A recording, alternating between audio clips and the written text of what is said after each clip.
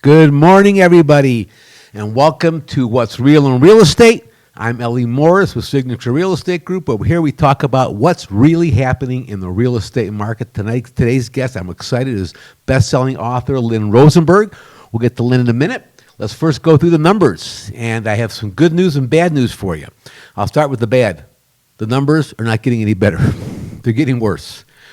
We're seeing inventory is down below 1,500 homes. I even stretched my search to include Boulder City. There's no way to make these numbers look good. We have 1,460 single-family homes for sale, and we sold 2128 in the last 30 days. So we're still less than a 30-day supply. So it's, but it's slowing down a bit, which is good for some of you folks. Get out there and make offers. There are less people looking, and it gives you a little more opportunity. We do have 242 townhomes and condos, and there are still 20 manufactured homes available for you to call your own. I just got back from the VA Rep Convention in San Diego, and what I want to talk to you about is we had the chief economist from Fannie Mae came and spoke. And for all you people that are worried about a bubble bursting, forget about it. At least as far as Fannie Mae is concerned, they don't see anything at all on the horizon that indicates there'll be any kind of bubble bursting at any time in the future. Foreclosure activity hasn't been this low in over 20 years. Mortgage delinquencies have fallen consecutively for 9 months. So, I know you talk to your neighbor and you watch something on TV, you're reading an article. I saw an article this morning from, I think it was CNBC, and they were talking about the bubble bursting, even though the chief economist from Fannie and Freddie says there's nothing on the horizon, supported it with numbers galore. An article's going to come out like that all the time. So try to ignore a lot of the stuff you see online. A lot of it's just, it's just to sell advertising. You want the real stuff? You come see your Uncle Ellie. I'll tell you what's going on. Let's see. What they do hope for, and we're all hoping for this, is a slowdown in appreciation. We had an appreciation year to year last year of 24%. I don't like that.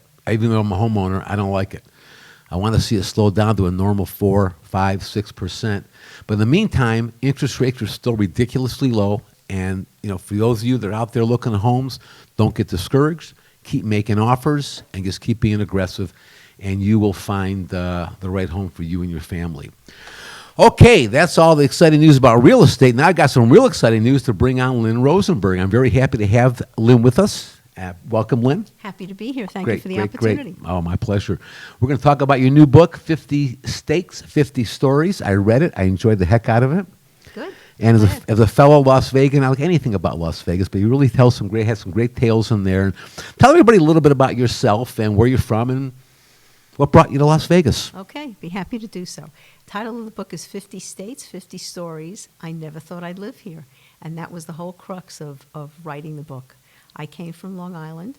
I spent more than half my life in Long Island. And I was part of I hate to use the word mold, but I grew up in Long Island. I was educated in New York. I went to college upstate New York, came back, got married, had 2 children, and taught. And all my friends did the same thing. So, it was the life that we had, and it was a good life, but it was not very diversified. So 21 years ago, when we had an opportunity to come to Las Vegas, and I'll tell you how that happened in a little bit, but when we came here, I saw that there was such diversity, and people came from all over, and that was the thing that I really didn't see having my whole life in Long Island. So I listened to all these stories about how people came and why they came and what brought them here. And it was love, it was a business, it was no state taxes, it was the weather. A variety of things. But the tagline of every story was, but I never thought I'd live here. And after I heard it like 100 times, and that was certainly my story too, I never expected to live here. After I heard it so often, I decided there was something in it. So what I did was I put together a questionnaire, asked people if they'd like to fill it out, and if I ever did anything with it, could I include their story? And everybody agreed to do it. I took all the questionnaires, put them in a folder, and over a 5-year period, I just put them in a stand-up file on my desk and didn't really know what I was going to do with it. And the day that I retired, which was June of 2019, I sat at my computer And I started with A, and I started writing the stories. And it's got all 50 states, entries from people who lived in all 50 states and came to us, and about 15 or 20 stories from people who came from different countries and who came to us. And I like to think of it as a love story to Las Vegas. It's very positive. Except for one person, everybody loves Las Vegas. And even the one person who doesn't made a very significant contribution to the community in which she lived when she was here. So it's got a lot of positivity, and certainly in this day and age with so much anxiety for all of us with the virus and where we go and what we do, and a mask on, a mask off, and every time you look, there's another shooting someplace else. This book is like a breath of fresh air. It really is. It really is light reading. You can pick it up, read 3 or 4 stories, put it down, and it's just a fun book, and I really enjoyed every minute of it. That's what I did. I took it out for lunch one day. I took the book out for lunch, and started reading, and put it down. Came home, read a little more, and there were interesting stories. And when I first met you at a networking event, and you said, why would people? Or I never thought I'd live here. I actually thought for a minute. Wait a minute, I never thought that. And as I'm reading the book, I thought, I guess I never did think I'd ever live in Las Vegas. Although I always loved it. I came here and vacationed a lot, but never really did think that I would live here. Well, most people who came here in the book, there are many stories of people who came here on a honeymoon, on a vacation, on a junket, on some kind of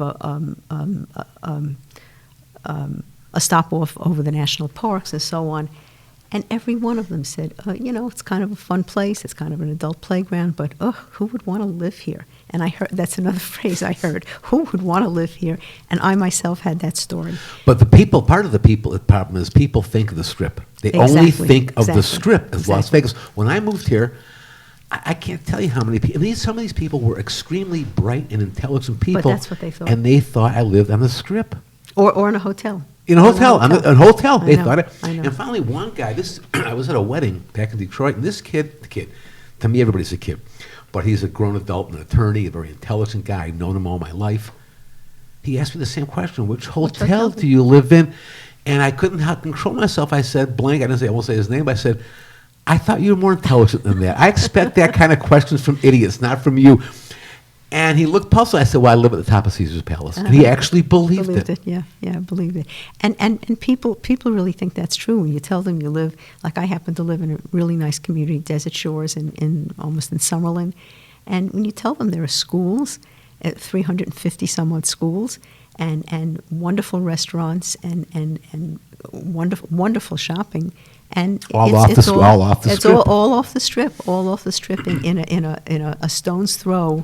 I mean, I can walk to a whole shopping center, where I can go to a pharmacy. I can do my food shopping. I can pick up Chinese food if I want, and that's all in walking. So these are the things that people don't know. And in the very beginning when we lived here, we had so many guests. I would say we had 10 or 12 groups of people who came a year for 3 or 4 years. And I would make sure to drive them around. Certainly Red Rock was one of my first stops, for the beauty of it. And I would drive them around, and they would see, oh my God, this is really a place to live. And people really didn't think of it like that. And I think that's part of the charm of the book, that people live in a lot of different communities. People live in Sun City, Anthem, where I live in Desert Shores. And these are all communities and entities unto themselves. And I really only go down to the Strip when I'm going to see a show, which, unfortunately the past year has not been that much. If I've been down there twice, it's been a lot, or pass by on my way to the airport. So it's there, but if you don't want it, you don't have to be a player. Yeah, when we first came to Vegas, we lived in Silverado Ranch. You know where that's at? Mm-hmm. No? Okay. So it's only about a 12-minute drive to the Strip. And it was very easy for us once a month to go to the Strip. You felt like you were on vacation. But after a while, it did get a little old. It does. And I got comfortable going. I like to gamble a little bit. I go to the South Point or the M or Green Valley Ranch. And first of all, there's no reason to go to the Strip. You get everything out in the suburbs. Right, and quite frankly, if you like to play the slots a little bit or video poker, you got better odds out in the suburbs. Right. And the local hotels really welcome you with T-shirts and platters and and tchotchkes that they give away, and you have points, you trade it in for something. They really welcome locals, and like Ellie says, you don't have to go anywhere near the major hotels if you don't want to, and you want that kind of entertainment on a much lower scale. And the restaurants are great restaurants, and all the casinos and all the hotels around us, and you really have everything you need. Do you have a couple of favorite gems you want to talk about? Stories in the book? Well, by the way, let's show everybody the book. That's why I brought it. Can anyone see that? Not really. Beta's going to help us out here. It was a really enjoyable book. I guess I got a kick out of it. Again, I like these kind of short stories, and you made it very personal. Well, because they were personal stories. They were all they were all true. There wasn't one ounce of fiction in the book, because every story is a story that somebody told me, and that's how I knew it. A couple of favorite things. There are a couple of selections in there. People who came for love. One of my favorite, and I tell the story all the time. One of my favorite stories is the Florida story. My friend Rhea and Steve. They were two couples, Rhea and Marty, and Steve and Roberta, who met the day that they were all married. They met in the hotel the elevator of the hotel where they were staying. For 50 some odd years, they remained really good friends. Each one of them lost a spouse, and they came together because they had history. One lived in Florida, one lived here in Las Vegas. She has moved to Las Vegas. Now they spend half the year in Las Vegas, half the year in Florida. And she said that it was, Las Vegas is a gambling city, and she took a gamble and she rolled the dice. Those are exactly the phrases that she used. And, she came for love. I have another friend who's the Michigan story, I believe, Michigan or Pennsylvania. And also a relationship that two people were divorced. They found the spouses because they knew each other from a previous life. And one moved to Las Vegas. The other one didn't know anything about Las Vegas and said, "Oh, Las Vegas, how could anybody live there?" But she also put her furniture in storage, and she rolled the dice, and she took a chance. The other favorite story I have, and this is a story about, it's in the section, the international section. It's a story from Germany. This is a story about a man named Henry Kronberg, who was a pretty famous man around Las Vegas. He just died recently. He was 100 years old, a Holocaust survivor. And his story is that he survived the Holocaust, got married, came to New Jersey, lived in New Jersey with his wife, and around Thanksgiving, like 1961, they were invited to two weddings. They were invited to one wedding locally and one wedding in Canada, like Montreal. So being that the weather on the East Coast is not that great around Thanksgiving, his wife says to him, let's go to the local wedding. It'll be easier for us to get to. He says, I have more feeling for the people in Canada. I think I'd rather go to that wedding. They drive to that wedding. He meets somebody at a cocktail hour. He sits at a table with this man. He starts to talk to this man, finds out he's from the same town that he was in Germany. It gets better because Henry lost his parents in the Holocaust, but didn't know what happened to his sister. So he says to this man, he says, you remember my sister? You wouldn't happen to know what happened to her, would you? I believe that she's gone. He says, not only do I know her, I know that she lives on Long Island, and I can put you in touch with her. He's overjoyed. He calls the operator to get the sister's phone number. The operator refuses to give him the phone number because it's an unlisted number. He tells her the story. The operator is persuaded to do it. He drives or flies from New Jersey to Las Vegas. What is she doing? She's packing her possessions. And where is she moving to? You guessed it, Las Vegas. And he came to Las Vegas for 40 years, lived here, made a tremendous contribution to the Jewish community, told his tales of the Holocaust, and it was one of those amazing connection stories. That's a great story. There's a lot of great stories in the book. Now, you asked me, and I'd like to hear how you think we can do. How can this work for realtors? I'm a realtor. This seemed like a good segue into that. How can you see a benefit for realtors? Well, after I published the book, which was last October of 2020, I did not hire a publicist. I decided to do my own publicity, my own outreach, and my own marketing. And I have a friend who used to be a realtor, and I said to her, when you were a realtor, did you ever have any kind of welcome baskets? Did you ever give your prospective clients or the people who bought houses, did you ever give them any kind of a basket or any kind of a gift with a bottle of champagne, a brick of cheese, crackers, that kind of thing? And she said that she did. She said, it was up to her. The company didn't pay for it, but it was up to her. And I said, so what do you think of this idea? You think of this idea maybe my book could fit into this type of thing, because it's a tremendous welcoming tool. Somebody reads it, somebody comes from Minnesota, somebody reads the story from Minnesota and says, gee, somebody came for the same reasons that I did. Isn't that cool? And they just get a whole sense of why people come here. And here they're either coming or they're thinking about coming. And she thought it was a good idea. She passed me on to a couple of people. And I've made many, many calls to realtors. And I would say I've gotten a very good reaction to it. And realtors have come and bought 8-10 copies of the book, either from me or they've ordered it from Amazon.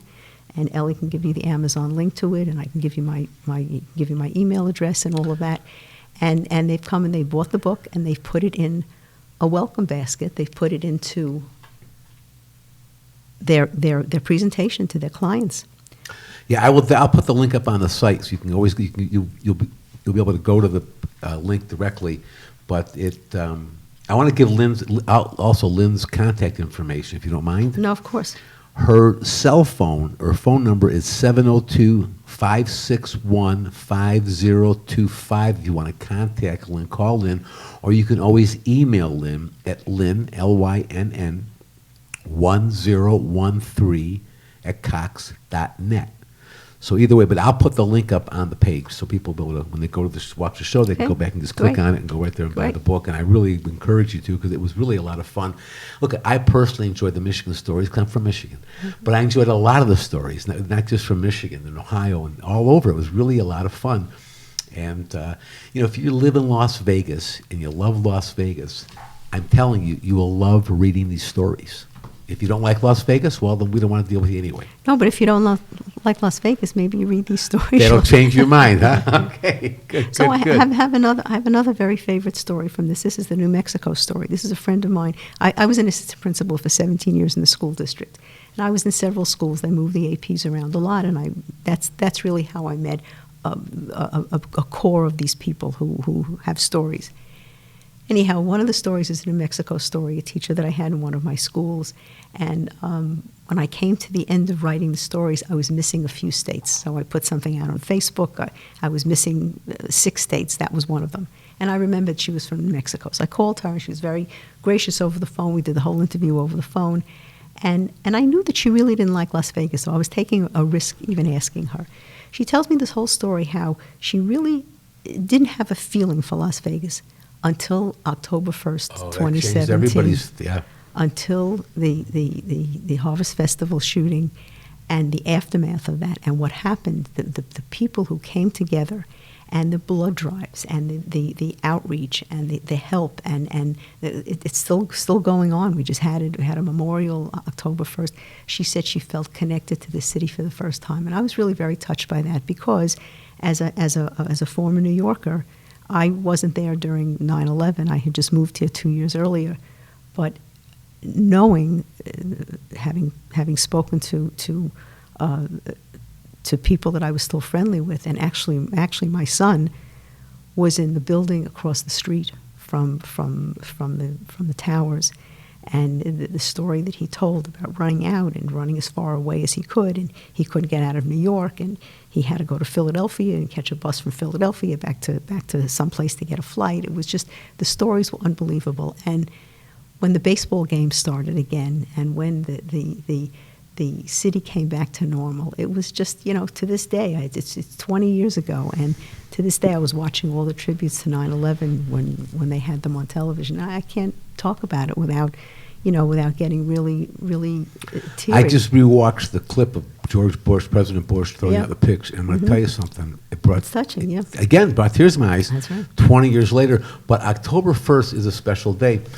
My wife and I love Las Vegas. We loved it from the minute we got here. We fell in love with it, and people didn't love it. I didn't get it, and I didn't care. But October 1st was when I saw what a community this was. That's right. What a great and a tight-knit community. I love this town, and it is, for those of you that think it's just a script, you don't know what you're missing. And that's something, if people think that people are, when I first came here, people said to me, don't get too close to anybody because people leave. People leave after 2 or 3 years. So don't really get bonded with people. I haven't found that. I really haven't found that. I think no matter where you go, you find your cadre, you find your little niche, you find your half a dozen friends that you're friendly with, that you can shop with, you can go out to dinner with, you can do activities with, and it's like any place else. When I first got here, I was told by a friend of mine who lived here at the time, he goes, don't trust anybody. You can't trust anybody here. And I thought, that's kind of an odd thing to tell me, Boy, I've met, not only do I people I trust, I've made some very close friends here. Some that are as close as some of my friends back in Detroit. Not for as long, but I trust them as much, and I can feel as close to them.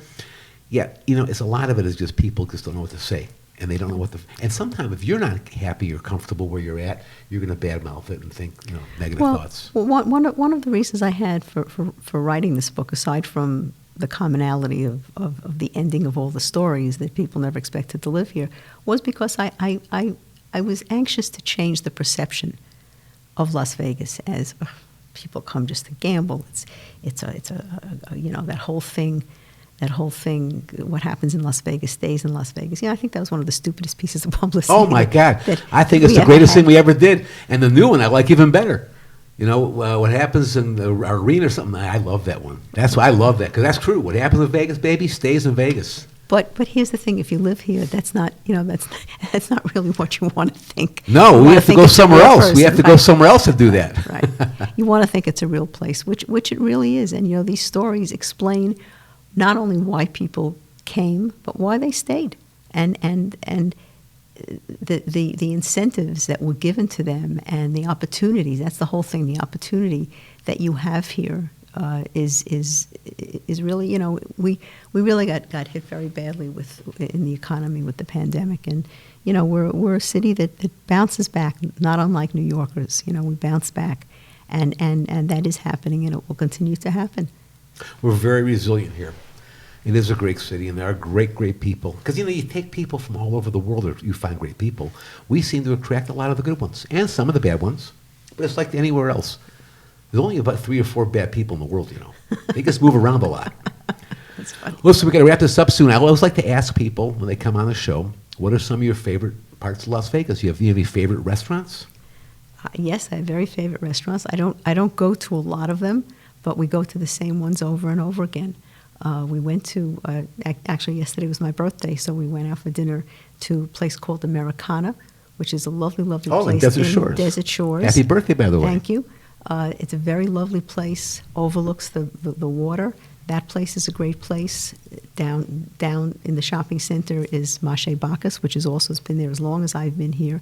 Lovely place. I mean, you sit outside in these places, and the view is spectacular.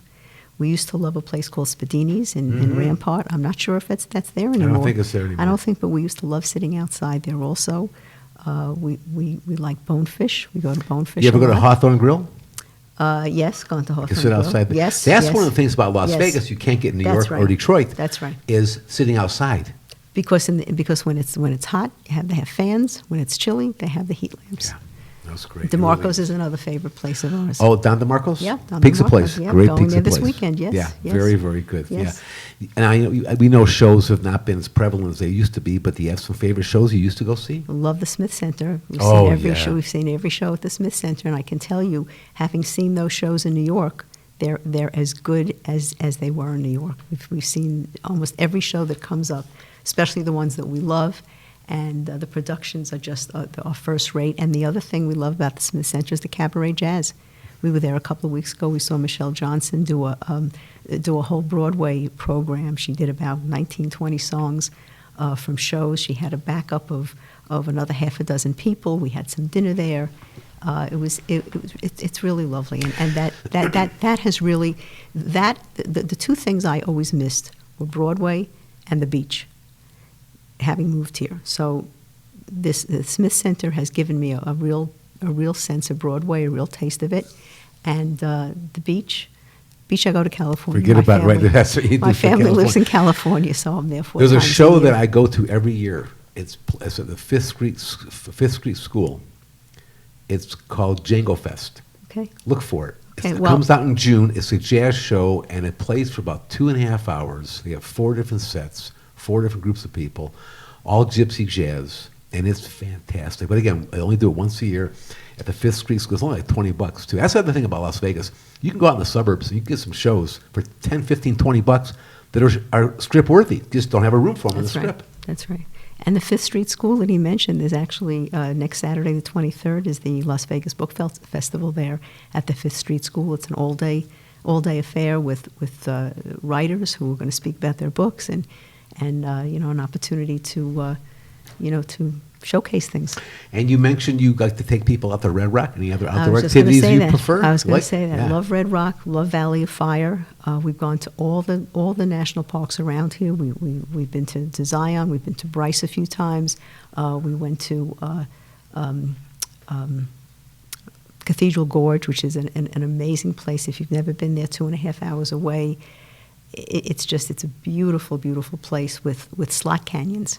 And then people don't realize No. that we have this out here. Within an hour, within a 4 or 5 hour drive, you can go to almost anywhere. And then the other direction, Arizona. You go to Arizona, you have the Grand Canyon, you have Horseshoe Bend, you have Lake Powell, Sedona. I mean, it's all at your fingertips. There are people from the East Coast who have never been to these places, and it's really sad. But if you live here, it's even sadder if you live here and you haven't experienced these places because they're all a short drive away.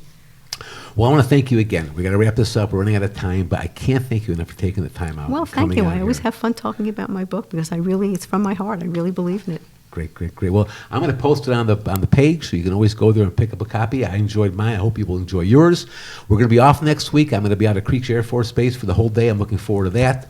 Please be nice to each other. We're going through a tough time now. And, of course, go Raiders. Have a great week, everybody. Lynn, thanks again. Thank you. We'll see you all later. Thank Bye-bye. you all.